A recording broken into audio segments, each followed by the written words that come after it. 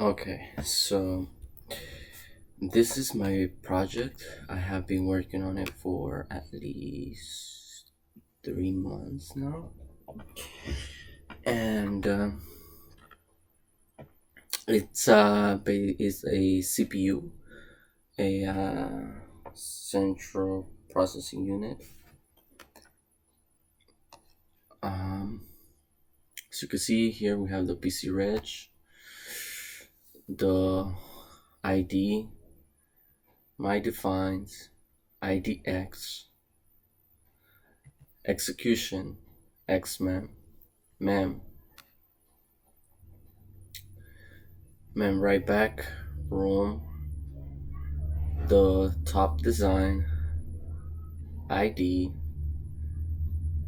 mem. This is the machine code where it converts uh, actual code, whether C code, by a compiler converts C code into a machine code, which then it gets executed in the CPU.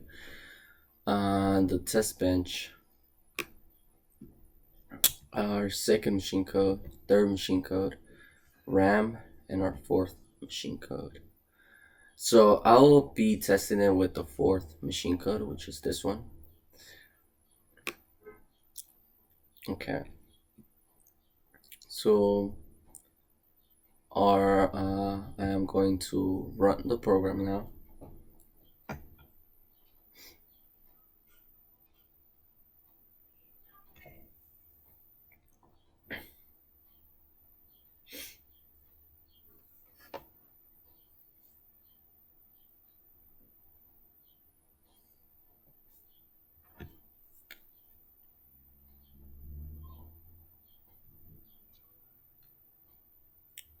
Okay, while it's running,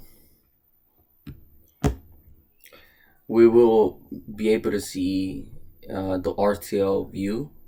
Basically, it gives you a view of all of our connections and to see if all of our wires are connected, and it also provides us with information on if it's data bus, register bus, how many bits the wire has, where is it connected to, where is it coming from. Is that the we could also see uh, with the test bench, which I'll show you later, that the value that we get is that the correct value that we want. So whenever we're in a C code program, whenever we put, let's say, we want to add, we have a number, an integer, and we name that I, and we want to add a 1 to it. We want to make sure if that integer is 0 and we're adding a 1 to it, that the result becomes 1. So we could check that by simply going to tools, RTL view,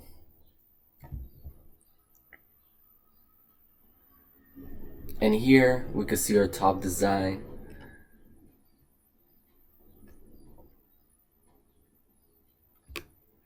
So as you can see, these wires are somewhat different. This one has 5 bits. I'm sorry.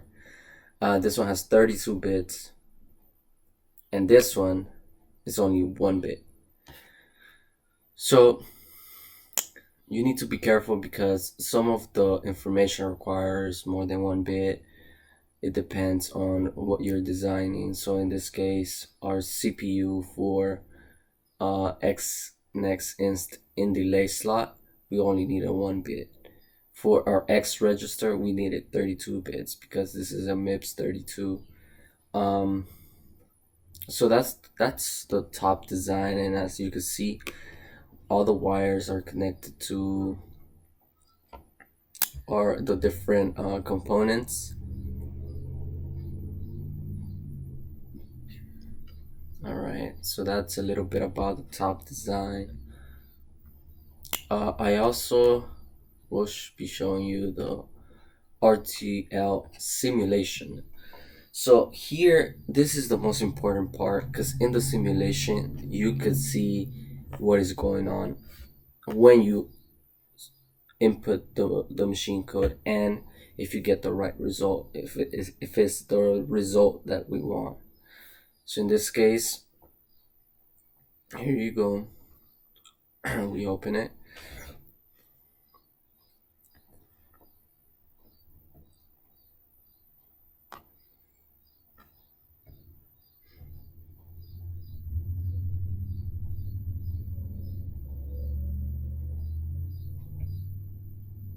And also with the simulator, we could it is easier to also debug our code, because we could go code by code and see what it does, what is our output for that specific line of code, and we could identify specific parts on the code where we need to fix or change.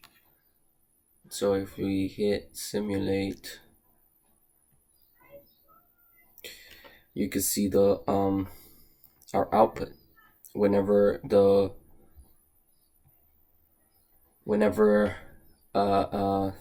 depending on the instructions we input.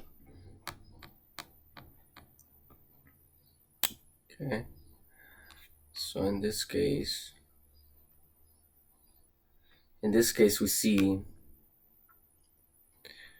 that depending on the clock cycle, like right here, in the code for the rising edge, if reset happens, as you can see, reset happens here, so you get no value. But then you get in another rising edge, you get an input. So all of this takes a lot of time, a lot of design, a lot of knowledge on the clock, the register, what the register does, what the execution does. And remember, this is the Mips 32 pipeline, so I have worked on the pipeline in order to to make sure it doesn't have any data hazards, and the inputs are correct. So here we could test the inputs, right? So like I was mentioning, okay, so in this case,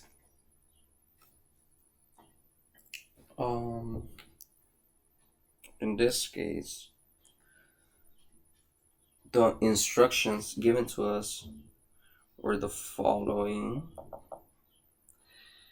Let's see.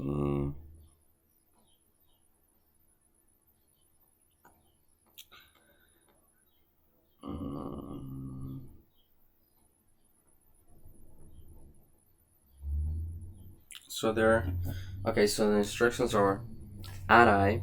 So we want to add, let's see, 10 to R1 and store it in R1. So here you can see register 1, we're storing a 10.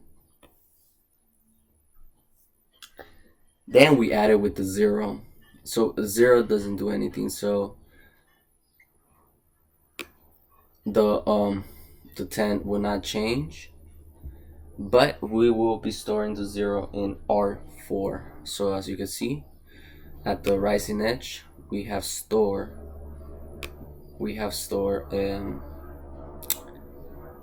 a 0 on register 4, following by a 6 in register 2. So here we see that a 6 is stored on register 2 at the rising edge, followed by a 1 being added into register 3. So here we have a 1 in register 3. Then we want to jump to the next loop, or jump. We want to we want to start a loop. So we want to start a loop from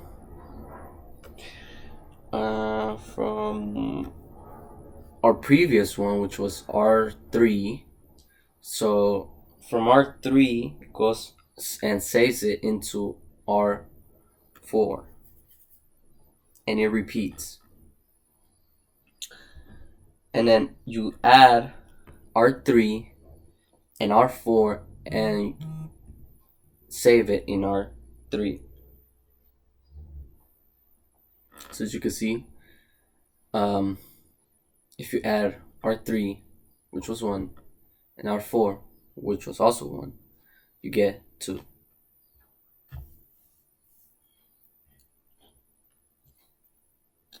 Okay. Now we're jumping to register 4.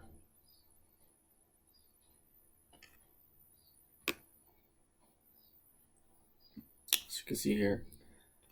And then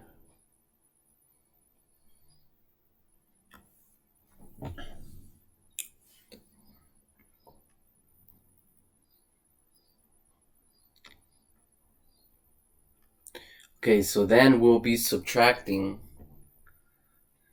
here. We'll be subtracting here.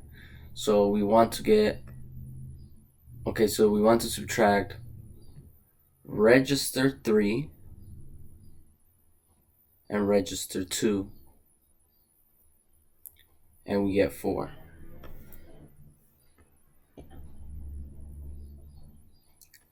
Okay.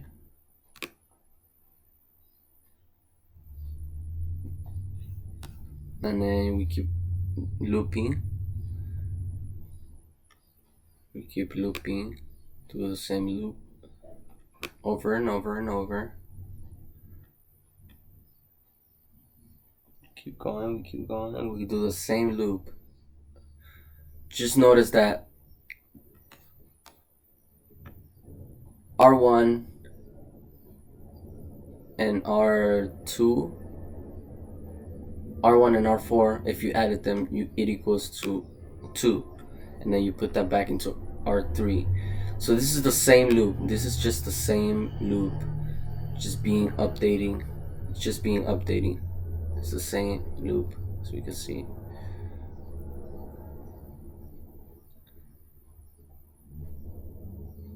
Same one, same one.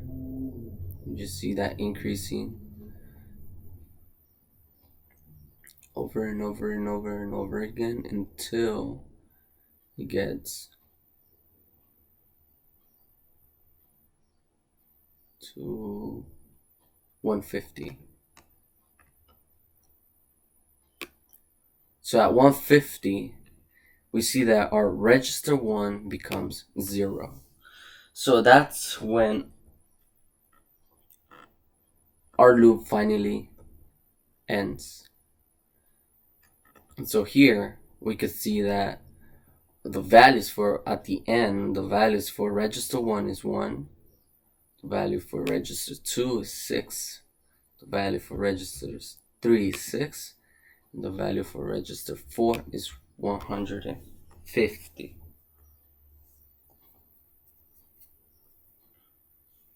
Okay. And in our main C code, we have that R4 equal to 0 for R1 equal to 10 when R1 is greater than 0. R1 subtracts 1 each time. R2 equal to 6 for R3 equal to 1.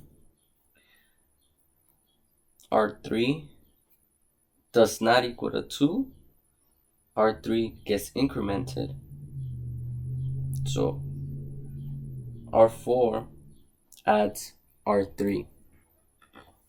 So at the end, when the C code is implemented in the CPU, this is the result we will provide. The CPU will provide. And here we have other data that we can see whenever we need to decode. We could if we are supposed to get a value for here and we see a red line or we see other values, we can just go back, debug the code, we could just debug the code and